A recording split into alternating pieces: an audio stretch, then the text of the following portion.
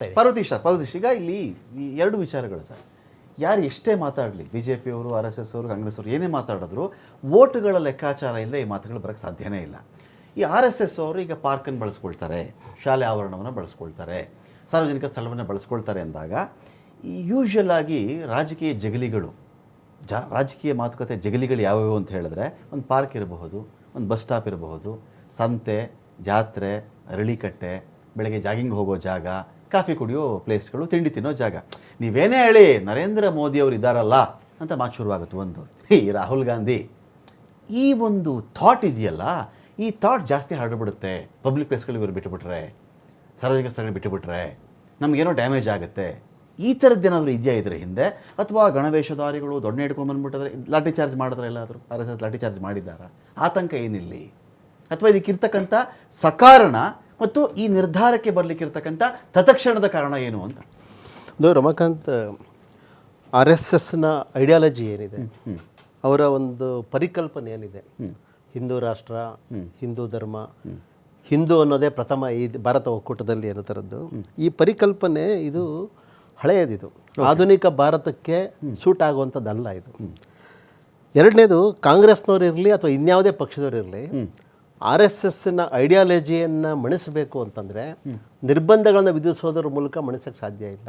ನಿಷೇಧದ ಮಾತು ಇಲ್ಲ ಬಿಡಿ, ಅವ್ರು ನಿಷೇಧ ಅಂತ ಏನು ಹೇಳಿಲ್ಲ, ನಿರ್ಬಂಧ ಅಂತ ಹೇಳಿದ್ದಾರೆ. ಆರ್ ಎಸ್ ಎಸ್ನ ಐಡಿಯಾಲಜಿಯನ್ನು ಡೆಮೋಕ್ರಸಿ, ಸೆಕ್ಯುಲರಿಸಮ್, ಸಾಮಾಜಿಕ ನ್ಯಾಯದ ಐಡಿಯಾಲಜಿಯ ಮೂಲಕ ಕೌಂಟರ್ ಮಾಡಬೇಕು, ನಿರ್ಬಂಧಗಳ ಮೂಲಕ ಅಲ್ಲ, ಬಿಡಿ ಘಟನೆಗಳ ಮೂಲಕ ಅಲ್ಲ. ಆರ್ ಎಸ್ ಎಸ್ ಪ್ರಧಾನವಾಗಿ ಅವ್ರ ವೆಪನ್ಸ್ ಟ್ರೈನಿಂಗ್ ಇರ್ಬೋದು, ಡೆಮಾನ್ಸ್ಟ್ರೇಟ್ ಮಾಡೋದಿರ್ಬೋದು, ಇವೆಲ್ಲ ಮಾಡ್ತಾ ಇದ್ದಾರೆ. ಅವರು ಒಂದು ನಾನ್ ಸ್ಟೇಟ್ ಆಕ್ಟರ್ಸ್. ನಾವು ಪ್ರಜಾಪ್ರಭುತ್ವವನ್ನು ಒಪ್ಕೊಂಡಿದ್ದೀವಿ, ನಮಗೆ ರಕ್ಷಣೆ ಬೇಕು ಅಂತಂದರೆ ಸರ್ಕಾರ ಜನತೆಗೆ ರಕ್ಷಣೆ ಕೊಡಬೇಕು, ಆರ್ ಎಸ್ ಎಸ್ನ ರಕ್ಷಣೆ ಅಲ್ಲ. ಹಾಗಾದ್ರೆ ಈ ಆರ್ ಎಸ್ ಎಸ್ ಇದ್ರ ಐಡಿಯಾಲಜಿಯಲ್ಲಿ ಎಲ್ಲ ದಮನಿತ ಸಮುದಾಯಗಳಿಗೆ ವಿರೋಧಿ, ಅದು ಸಾಮಾಜಿಕ ನ್ಯಾಯದ ವಿರೋಧಿ. ಇವರಿಂದ ದಮನಕ್ಕೆ ಒಳಗಾಗಿರುವಂಥವ್ರು ಅವರು ವೆಪನ್ಸ್ ತಗೊಂಡ್ರೆ ಏನಾಗ್ಬೋದು? ದಲಿತರು, ಅಲ್ಪಸಂಖ್ಯಾತರು, ಕೊಲೆ ಆಯ್ತಲ್ಲ ಗೌರಿ ಮತ್ತೆ ಕಲಬುರ್ಗಿ ಅವ್ರದ್ದು, ಲಿಂಗಾಯತ ಸಮುದಾಯದ ಯುವಕರು, ಸಮುದಾಯದ RSSನವರು ಯಾವ್ಯಾವ್ದು ಪ್ರೂವ್ ಆಗಿದೆ ಎಲ್ಲದಕ್ಕೂ ಕಾದಿದ್ದಾರೇನು? ಇವರೇ ತೀರ್ಮಾನಗಳನ್ನ ಕೊಡೋದಿಲ್ವೇನು? ಕೋರ್ಟಲ್ಲಿ ಎಷ್ಟೋ ವಿಚಾರಗಳಿದ್ದಾಗಲೂ ಇವರೇ ಮುಂದಾಗ ನಿಂತು ಯಾವುದು ಸತ್ಯ ಅಸತ್ಯ, ಯಾವುದು ಬೇಕು ಅನ್ನೋದನ್ನ ಇವರೇ ಒಂದು ನರೇಟಿವ್ ಬಿಲ್ಡ್ ಮಾಡೋದಿಲ್ಲ. ಎಲ್ಲ ಮಸೀದಿ ಕೆಳಗಡೆ ಎಲ್ಲರೂ ತಗೊಂಡ್ರೆ, ಎಲ್ಲ ಮಸೀದಿ ಕೆಳಗಡೆ ಶಿವಲಿಂಗ ಹುಡುಕ್ತಿದ್ದಾಗ ಭಾಗವತರು ಎದ್ದು ಬಂದು ನಿಂತರು, ಇದೆಲ್ಲ ತಪ್ಪು ಮಾಡ್ತಾ ಇದ್ದೀರಿ ನೀವು, ಮುಸ್ಲಿಮರು ಕೂಡ ಸ್ವಾತಂತ್ರ್ಯ ಹೋರಾಟದಲ್ಲಿ ಭಾಗಿಯಾಗಿದ್ದಾರೆ, ಅಯೋಧ್ಯೆನೇ ಲಾಸ್ಟು, ಇನ್ನೆಲ್ಲಾ ಕಡೆ ನೀವು ಎಲ್ಲಾ ಮಸೀದಿಗಳ ಹೋಗ್ಬೇಡಿ ಅಂತ ಹೇಳಿ. ಎಲ್ಲಾ ಮಸೀದಿಗಳ ಕೆಳಗಡೆ ಶಿವಲಿಂಗ ಮಾತ್ರ ಇಲ್ಲ, ಅನೇಕ ದೇವಸ್ಥಾನಗಳ ಹಿಂದೆ ಜೈನ ಬಸದಿಗಳಿದೆ, ಬೌದ್ಧ ಸ್ತೂಪಗಳಿವೆ, ಶೈವ ಮಂದಿರಗಳಿದೆ, ಅದನ್ನು ಹೊಡೆದಾಕಿಲ್ವೇನು?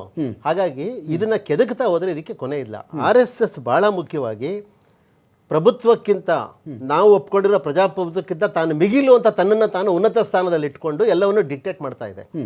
ತಾನು ಬಯಸಿದಂತೆ ಈ ದೇಶದ ಸಂವಿಧಾನ, ಶಾಸಕಾಂಗ, ನ್ಯಾಯಾಂಗ, ಕಾರ್ಯಾಂಗ ತನ್ನ ಇಚ್ಛೆಯನುಸಾರ ನಡೀಬೇಕು ಅಂತ ಬಯಸ್ತಾ ಇದೆ. ಇದನ್ನು ಒಪ್ಪಕ್ಕೆ ಸಾಧ್ಯ. ನನ್ನ ಧರ್ಮ ಗ್ರೇಟ್, ನನ್ನ ದೇವರು ಗ್ರೇಟ್, ನಾನು ನಂಬ್ಕೊಂಡಿರೋ ತತ್ವ ಗ್ರೇಟ್ ಅಂತ ಮುಸ್ಲಿಮರು ಅನ್ಕೊಳ್ತಾರೆ, ಕ್ರಿಶ್ಚಿಯನ್ಸು ಅನ್ಕೊಳ್ತಾರೆ.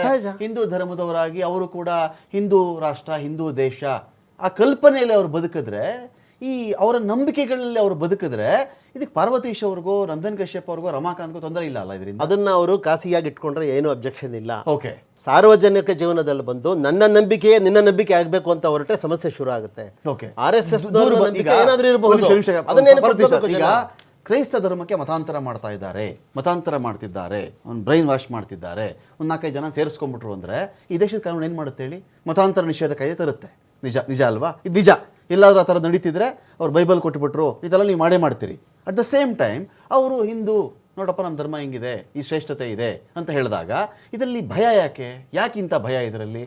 ಇದು ಕೇವಲ ತಿಳುವಳಿಕೆ ಮೂಡಿಸಿರಬಹುದು ಅವರು ಧರ್ಮದ ಸಂಬಂಧಪಟ್ಟಂತೆ. ಹಾಗಾದ್ರೆ ಯಾವ ತಿಳುವಳಿಕೆಯನ್ನು ಮೂಡಿಸ್ತಾ ಇದ್ದಾರೆ ಇವರು? ಓಕೆ, ಯಾವ ತಿಳುವಳಿಕೆಯನ್ನು ಮೂಡಿಸ್ತಾ ಇದ್ದಾರೆ? ನೀವು ಹೇಳೋದು, ಅವ್ರು ಹೇಳೋದು ಧರ್ಮದ ಶ್ರೇಷ್ಠತೆ ಹೇಳ್ತೀನಿ ಅಂತ, ನೀವು ಇನ್ನೊಂದು ಧರ್ಮದ ದ್ವೇಷ ಬಿತ್ತಾ ಇದ್ದಾರೆ ಅಂತ ನೀವು ಹೇಳೋದು, ನಿಮ್ಮ ಆರ್ಗ್ಯುಮೆಂಟ್. ತಾತ್ವಿಕತೆಗೆ ಹೋಗ್ಬೇಕಾಗತ್ತೆ ನಾವು. ಇದರ ತಾತ್ವಿಕತೆ ಏನು ಅಂತ ನೋಡ್ಬೇಕಾಗತ್ತೆ.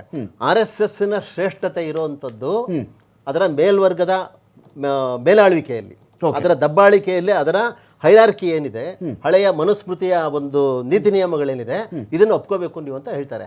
ನಾವು ಪ್ರಜಾಪ್ರಭುತ್ವದಲ್ಲಿ 21ನೇ ಶತಮಾನದ ಭಾರತದಲ್ಲಿ ಈಗ ಒಬ್ರು CM ಹೆಂಗೆ ಆಯ್ಕೆ ಆಗ್ತಾರೆ? CM ಕರ್ನಾಟಕದಲ್ಲಿ ಒಬ್ಬರು CM ಆಯ್ಕೆ ಆಗೋದು ಹೇಗೆ ಶಾಸಕರೆಲ್ಲ ಶಾಸಕರು ಸೇರಿ ಆಯ್ಕೆ ಮಾಡ್ತಾರೆ. ಇವ್ರನ್ನ ಆಯ್ಕೆ ಮಾಡ್ರಪ್ಪ ಅಂದ್ರೆ ಮುಗಿ. ಹೌದು. ಅಲ್ಲಿ ಯಾರು ಸದಸ್ಯರು ಅಂತ ಇರ್ತಾರೋ ಸಂಘದಲ್ಲಿ ಅವ್ರಿಗೆ ನಾಯಕತ್ವದ ಬಗ್ಗೆ ತಕರಾರು ಎತ್ಕೊಂಡು ಕೋರ್ಟ್ ಮೊರೆ ಯಾರು ಹೋಗಿಲ್ಲ. ಇದು ನಿಮ್ಮಗಳ ಆತಂಕ, ನಿಮ್ಮಗಳ ತಕರಾರಿದು. ಅವ್ರು ಯಾಕೆ ಅವ್ರು ಲೀಡರ್ ಆಗಿದ್ದಾರೆ, ಮೇಲ್ಜಾತಿಯವ್ರು ಯಾಕೆ ಲೀಡರ್ ಆಗಿದ್ದಾರೆ, ಬೇರೆ ಧರ್ಮದವ್ರು ಯಾಕೆ ಮಾಡಲಿಲ್ಲ ಅಂತ ಹೇಳಿ ಅಲ್ಲಿ ಇರೋರು ಅದನ್ನು ಹೇಳಬೇಕಾ? ಸಂಘಕ್ಕೆ ಸೂತ್ರ ಎಲ್ಲ ಸಂಬಂಧ ಇಲ್ಲ, ಪಾರ್ವತೀಶ್ ಅವರು ನೀವು ಹೇಳ್ಬೇಕು ಅದನ್ನ ಅಂತ ಪ್ರಶ್ನೆ. RSSನ ನಾಯಕತ್ವದಲ್ಲಿ ಯಾವ ಸಮುದಾಯ ಇದ್ದಾರೆ ಅನ್ನೋದು ಮುಖ್ಯ ಅಲ್ಲ. ಓಕೆ, RSSನ ನರೇಟಿವ್ ಏನು ಅನ್ನೋದು ಮುಖ್ಯ.